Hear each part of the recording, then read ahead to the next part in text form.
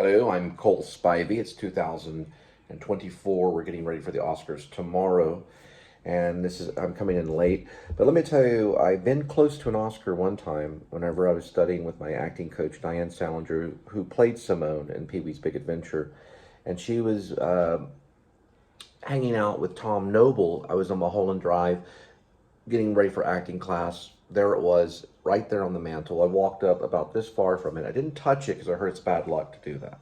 So if you ever touched an Oscar, I think it's called an Oscar.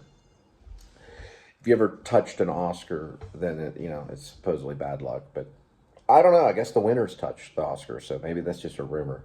But you're only supposed to touch the Oscar when you receive it for the first time. So I didn't touch it. I just looked at it close. Anyway, he won it for Witness. Tom Noble was the editor for Witness. And I met him one time from my car. I looked at him pick up his newspaper. He was in his bathrobe. It was on Mulholland Drive. I didn't say anything to him or anything. I was only in an acting class. Okay. So this one that I'm probably going to be focused on is acting. So Best Actor. I guess you would say this would be for the 96th Academy Award. And I have not seen any of the movies, to be honest. It's been a rough year. But I've seen all the trailers, and I've watched a lot of stuff on a lot of it, like behind the scenes, interviews, stuff on YouTube, people talking about it. But I didn't see any of the movies at all. I think last year I only saw The Fabelmans and The Well. And I was right about The Well with Brendan Fraser. This year it's going to be tough. So, man, there's nothing like when a plan is foiled. I'm older, I'm 50, so I have to use these to see the screen. But it looks like the nominees are going to be Bradley Cooper for Maestro. He played Leonard Bernstein.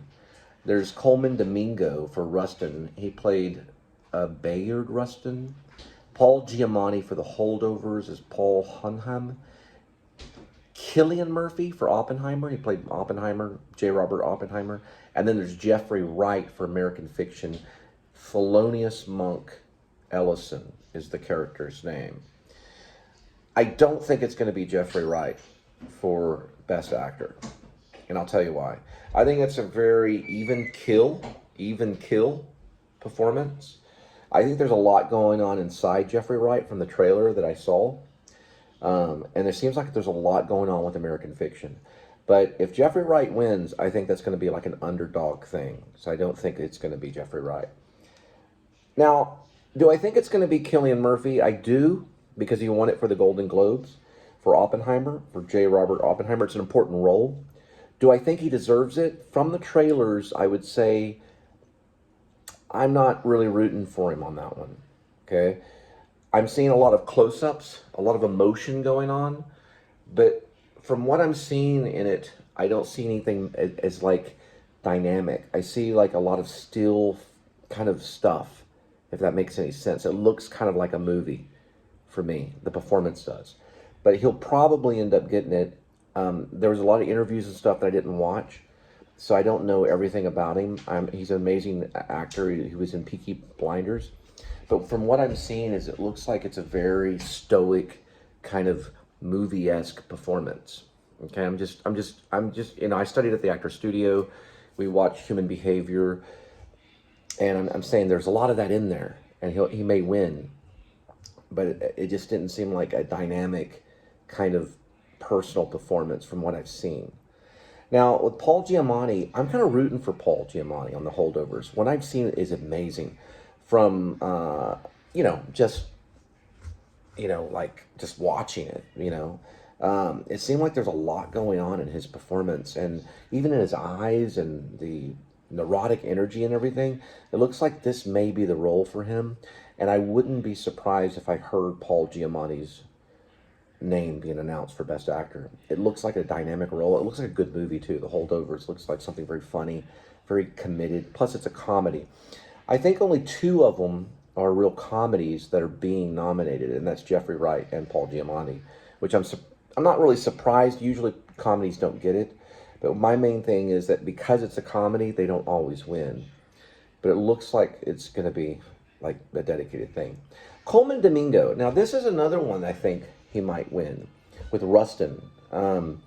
This was produced by Barack Obama and Michelle Obama. They were one of the producers on it. Looks like an important film about this gay rights activist that worked in the circle of Martin Luther King Jr.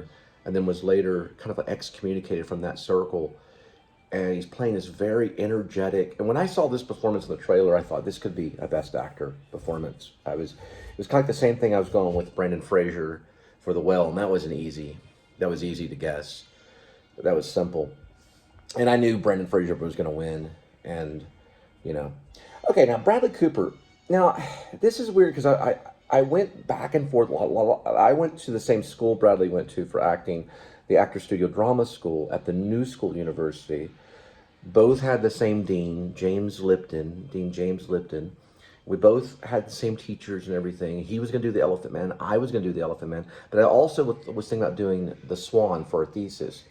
The Swan was an Egloff piece that the bad guy character did on Broadway. I think he did it on Broadway in Fargo. I can't think of that guy's name, but he's an amazing actor. He did it on, and I was thinking, this would be cool to do. Looks like some spying going on right now.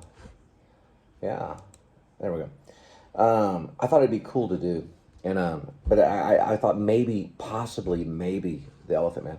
But Bradley did the Elephant Man. Everyone talked about it. He got a good agent. Next thing you know, he's doing Leonard Bernstein and being nominated. Now, when I first saw Maestro and thought this is going to be it, he's going to win because he didn't win for Stars Born.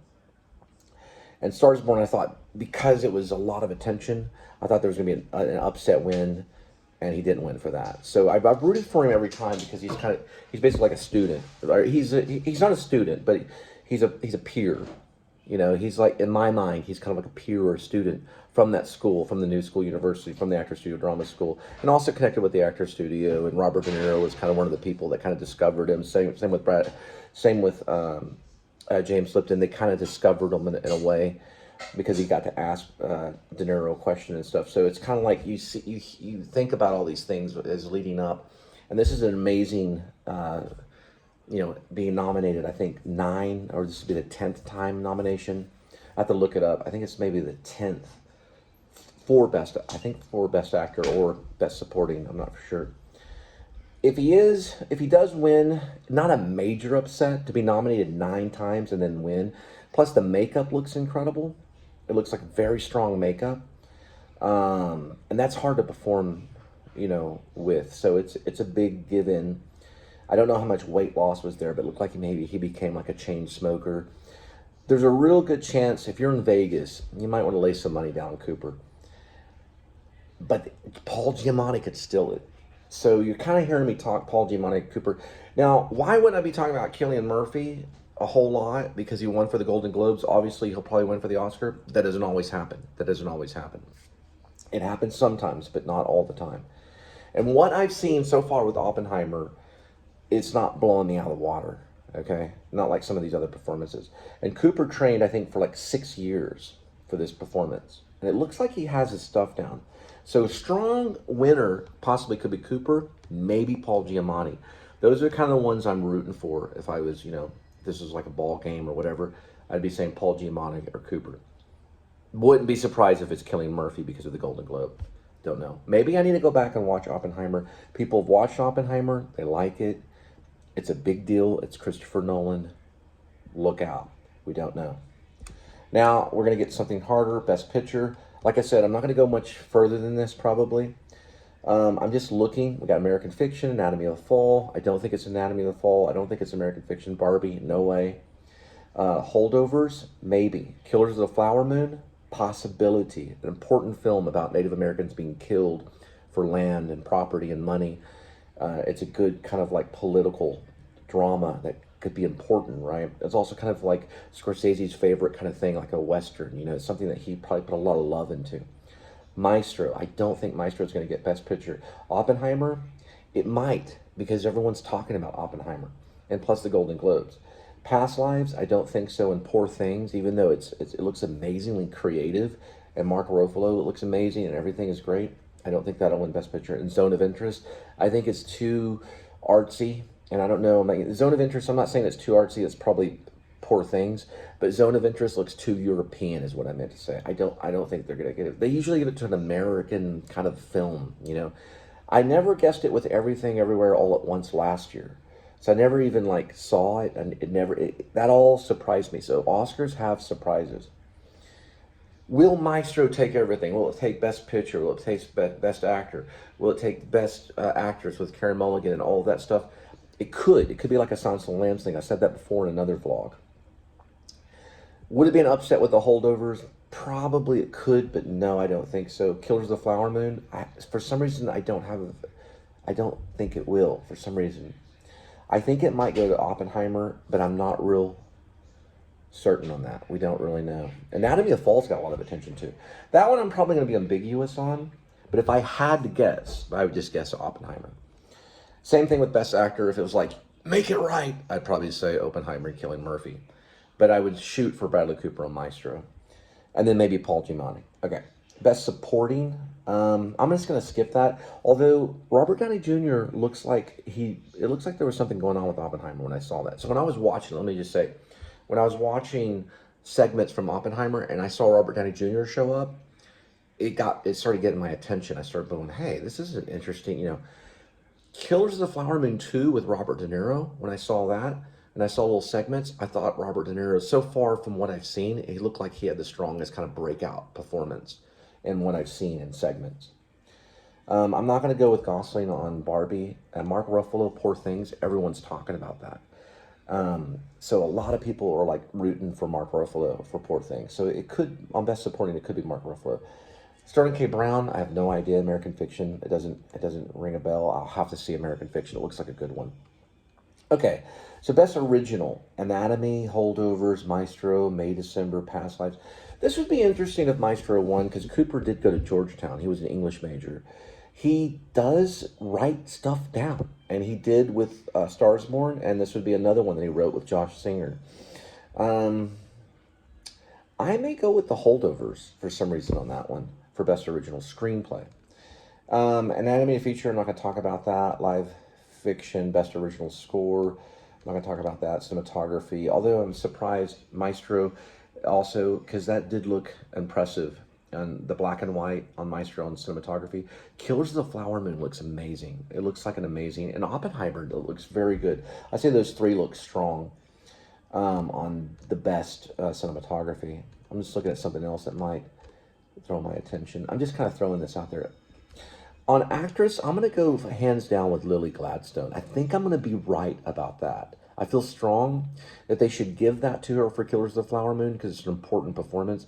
After all, she's representing people that were slaughtered for like really horrible reasoning. It looks like a very depressing, sad movie. It really does. It looks like it's one of those movies that really hits you hard in a creepy way. And I'm going to be prepared when I see it, when I do. It's going to be the first thing I rent from Redbox if I get a chance to.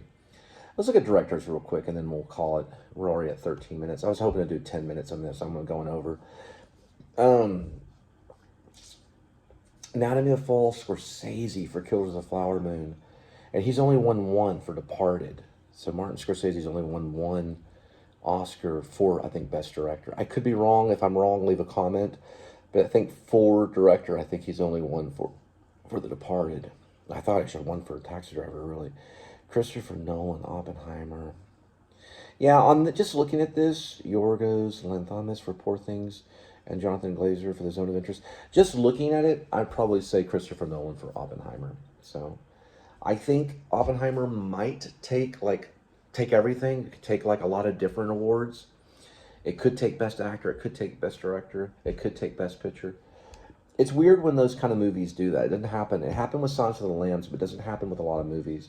But Silence of the Lambs won like everything, you know.